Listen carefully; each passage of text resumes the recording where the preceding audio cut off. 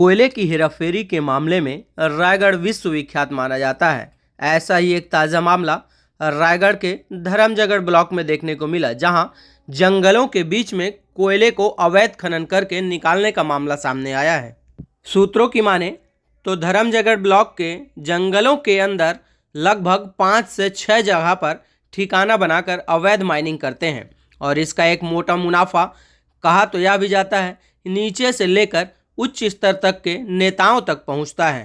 कल एक समय ऐसे खलबली मची जैसे मानो बहुत बड़ी माइनिंग हो रही है। ऐसा ही बोरो गांव में एक सूचना मिली कि नदी के किनारे कुछ कोयला तस्कर तस्करी कर रहे हैं और अवैध रूप से नदी को खोदकर उसके कोयले को निकालकर अवैध रूप से डंप करके बेचने का काम कर रहे हैं।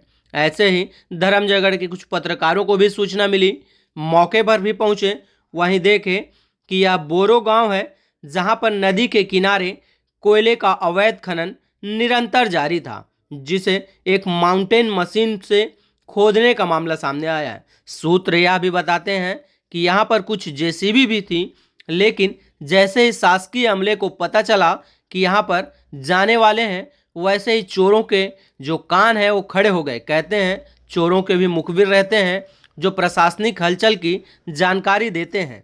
जब तक प्रशासनिक अधिकारी पहुंचते उससे पहले ही जेसीबी मशीनों को और डंफरों को ठिकाने लगा दिया गया था, लेकिन प्रशासनिक अमला जब पहुंचा तब वहां एक माउंटेन मशीन निकलने पे असफल साबित हुआ। उसके बाद प्रशासनिक अमले ने इस पर कार्रवाई की है। अब सूत्र यह भी बताते हैं कि इस जंगल पर कई जगह अवैध माइनिंग होती है। ऐसे में क्या जो रायगढ़ में जिला माइनिंग अधिकारी हैं, क्या उन्हें जानकारी नहीं है, या फिर जिन्हें जंगल की रखवाली करने की जिम्मेदारी दी गई है उन फॉरेस्ट के अधिकारियों को इस बात की जानकारी तक नहीं है कि उनके जंगल के अंदर अवैध माइनिंग होती है, या फिर कहीं ऐसा तो नहीं कि इन्हीं की सरपरस्ती में ये जो अवैध कोयला तस्कर हैं ये काम करते हैं और इसका एक मोटा मुनाफा इन्हें भी मिलता होगा।